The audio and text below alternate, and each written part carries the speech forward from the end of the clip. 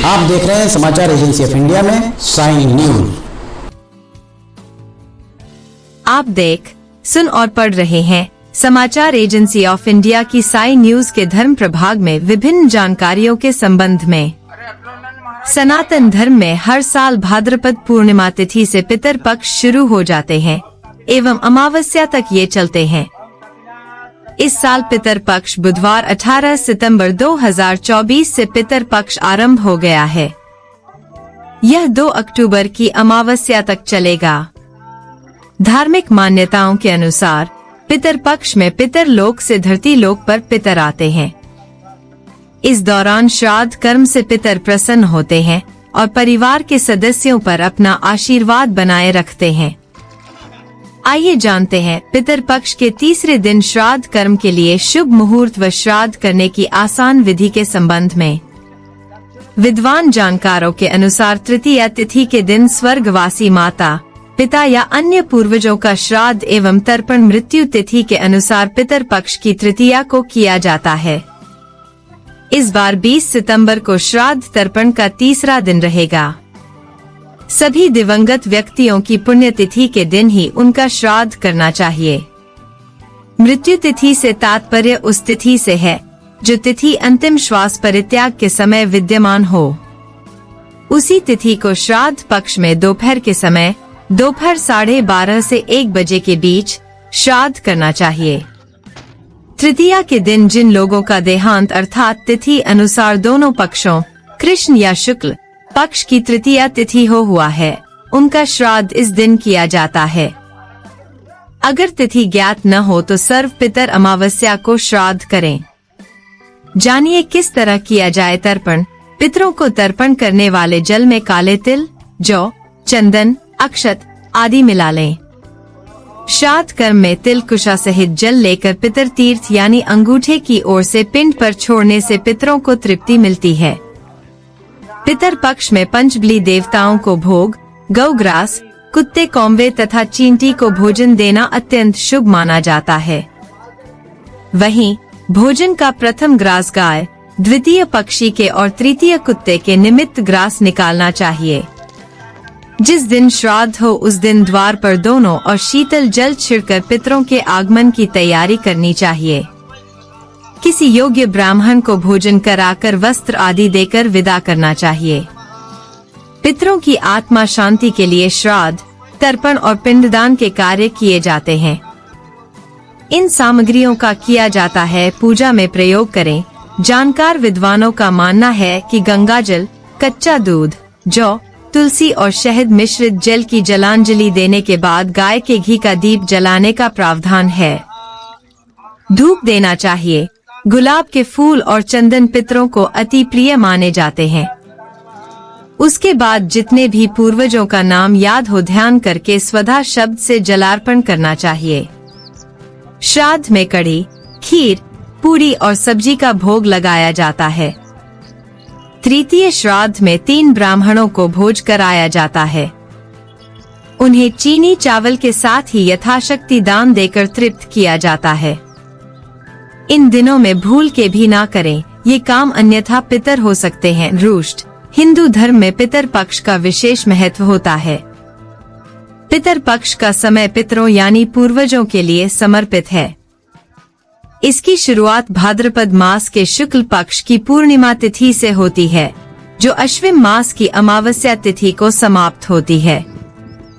ऐसे में इस दौरान घर की रसोई में मांस, मछली, लहसुन, प्याज, मसूर की दाल भूलकर भी न बनाएं। ऐसा करने से पितर देव नाराज होते हैं और पितर दोष लगता है। इसके साथ ही इस दौरान जो लोग पितरों का तर्पण करते हैं उन्हें शरीर में साबुन और तेल का प्रयोग नहीं करना चाहिए। पितर पक्ष के दौरान नए कपड़े, भूमि, भवन सहित सभी प्रकार के मांगलिक कार्य वर्जित होते हैं। इस दौरान कोई भी मांगलिक काम करने से परहेज करें। माना जाता है कि इस तरह श्राद्ध कर्म करने से पितरों को मिलता है बैकुंठ में निवास। जानकार ज्योतिषों के अनुसार जिस तिथि को माता पिता, दादा दादी आदि परिजनों की मृत्यु होती है उस तिथि पर इन 16 दिनों में उनका श्राद्ध करना उत्तम रहता है। जब पितरों के पुत्र या पौत्र द्वारा श्राद्ध किया जाता है तो पितर लोक में भ्रमण करने से मुक्ति मिलकर पूर्वजों को मोक्ष प्राप्त हो जाता है।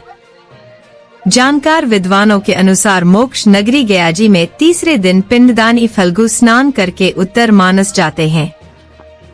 वहां स्नान, तर्पण, पिंडदान, उत्तरार्घ दर्शन किया जाता है।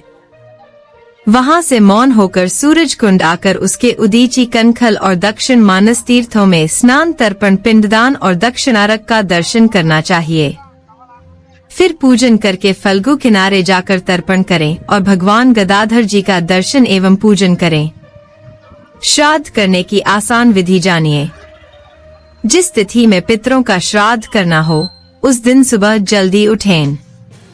स्नानादि के बाद स्वच्छ कपड़े धारण करें। पितर स्थान को गाय के गोबर से लीप कर और गंगाजल से पवित्र करें। महिलाएं स्नान करने के बाद पितरों के लिए सात्विक भोजन तैयार करें। श्राद्ध भोज के लिए ब्राह्मणों को पहले से ही निमंत्रण दें। ब्राह्मणों के आगमन के बाद उनसे पितरों की पूजा और तर्पण कराएं। पितरों का नाम लेकर श्राद्ध करने का संकल्प लें। जल में काला तिल मिलाकर पितरों को तर्पण दें। पितरों के निमित्त अग्नि में गाय का दूध, घी, खीर और दही अर्पित करें। चावल के पिंड बनाकर पितरों को अर्पित करें। ब्राह्मण को पूरे सम्मान के साथ भोजन कराएं। अपनी क्षमतानुसार दान दक्षिणा दें। इसके बाद आशीर्वाद लेकर उन्हें विदा करें। श्राद्ध में पितरों के अलावा कौए, देव, गाय और चींटी को भोजन खिलाने का प्रावधान है। इस दिन श्राद्ध अभिजित, कुतुब या रोहिणी मुहूर्त में किया जाता है। तृतीया श्राद्ध को विधिवत रूप से करने पर सद्बुद्धि, स्वास्थ्य और समृद्धि प्राप्त होती है। गंगा जल, कच्चा दूध, जौ, तुलसी और शहद मिश्रित जल की जलांजलि देने के बाद गाय के घी का दीप जलाकर, धूप देकर, गुलाब के पुष्प और चंदन अर्पित किया जाता है। तत्पश्चात पिता से प्रारंभ करके पूर्वजों के जहाँ तक नाम याद हों वहाँ तक के पितरों के नाम उच्चारण करके स्वधा शब्द से अन्न और जल अर्पित करना चाहिए तथा इस दिन भगवान विष्णु और यम की पूजा करने के बाद तर्पण कर्म करना चाहिए। पितर के निमित्त लक्ष्मीप्ति का ध्यान करके गीता का 3 अध्याय का पाठ करें। पितर श्राद्ध में कढ़ी, भात, खीर, पूरी और सब्जी का भोग लगाते हैं। पितरों के लिए बनाया गया भोजन रखें और अंगूठे से जल अर्पित करें। इसके बाद भोजन को गाय, कौवे और फिर कुत्ते और चींटियों को खिलाएं। तृतीय श्राद्ध में 3 ब्राह्मणों को भोजन कराया जाता है। उन्हें शक्कर, वस्त्र, चावल और यथाशक्ति दक्षिणा देकर तृप्त करें। इस दिन गृह कलह न करें। मांसाहार, बैंगन, प्याज, लहसुन, बासी भोजन, सफेद तिल, मूली, लौकी, काला नमक, सत्तू, जीरा, मसूर की दाल, सरसों का साग, चना आदि खाना वर्जित माना गया है। यदि कोई इनका उपयोग करता है तो पितर नाराज हो जाते हैं। इस दिन शराब पीना, मांस खाना, श्राद्ध के दौरान चरखा चलाना, मांगलिक कार्य करना, झूठ बोलना और ब्याज का धंधा करने से भी पितर नाराज हो जाते हैं। पितर पक्ष में अगर आप भगवान विष्णु जी की आराधना करते हैं और अगर आप विष्णु जी के भक्त हैं तो कमेंट बॉक्स में जय विष्णु देवा लिखना न भूलिए। यहाँ बताए गए उपाय, लाभ, सलाह और कथन आदि सिर्फ मान्यता और जानकारियों पर आधारित हैं। यहाँ यह बताना जरूरी है कि किसी भी मान्यता या जानकारी की समाचार एजेंसी ऑफ इंडिया के द्वारा पुष्टि नहीं की जाती है। यहाँ दी गई जानकारी में निहित जानकारी विभिन्न माध्यमों, ज्योतिषियों, पंचांग, प्रवचनों, मान्यताओं, धर्म ग्रंथों, दंतकथाओं, किंवदंतियों आदि से संग्रहित की गई है। आपसे अनुरोध है कि इस वीडियो या आलेख को अंतिम सत्य अथवा दावा न माने एवं अपने विवेक का उपयोग करें। समाचार एजेंसी ऑफ इंडिया पूरी तरह से अंधविश्वास के खिलाफ है। किसी भी जानकारी या मान्यता को अमल में लाने से पहले संबंधित विशेषज्ञ से सलाह लें। अगर आपको समाचार एजेंसी ऑफ इंडिया में खबरें आदि पसंद आ रही हो तो आप इसे लाइक, शेयर व सब्सक्राइब अवश्य करें। हम नई जानकारी लेकर फिर हाजिर होंगे, तब तक के लिए इजाजत दीजिए। जय हिंद।